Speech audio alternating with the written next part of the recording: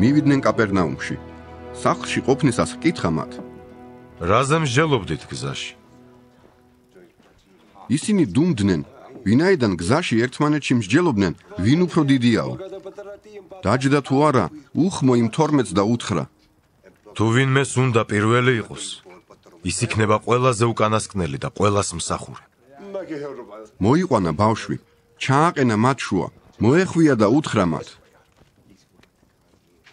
ვინც მიიღებს ერთ ასეთ ბავშვს ჩემი სახელით, ის მემღებულობს. ხოლო ვინც მემღებულობს, ის მე კი არ მღებულობს, არამედ ჩემს მომავლინებელს. იოანემ უთხრა. მოძღვარო, ჩვენ ვნახეთ კაცი, რომელიც ჩვენი სახელით ეშმაკებს დევნის. ჩვენ კი არ მოყვება. დააუგზავნეთ მას, რადგან ჩვენ არ მოყვება. იესომ უთხრა. ნუ უკრძალავთ. ვინაიდან არავის, ვინ ჩემი სახელით სასწაულს ახდენს, არ ძალუთ ჩემი ასე იოლადგმობა.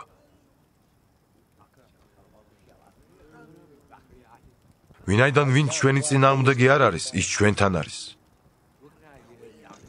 ვინც თქვენ წყალს შეგასმევთ სასმისით ჩემი სახელით, რა კი ქრისტესნი ხართ, ჭეშმარიტად გეუბნებით თქვენ, მას არ დაეკარგება თავისი საზღაური.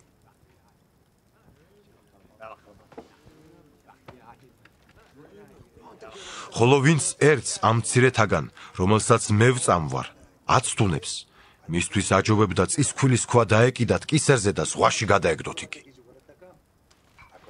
თუ გაცდუნებს შენი ხელი, მოიკვეთე იგი. იგჯობს დასახიჩრებული შეხვიდე სიცოცხლეში, ვიდრე ორი ხელით შეხვიდე ჯოჯოხეთში და უშრეტელ ცეცხლში, სადაც მატლი მათი არ კვდება და ცეცხლი არ ნელდება.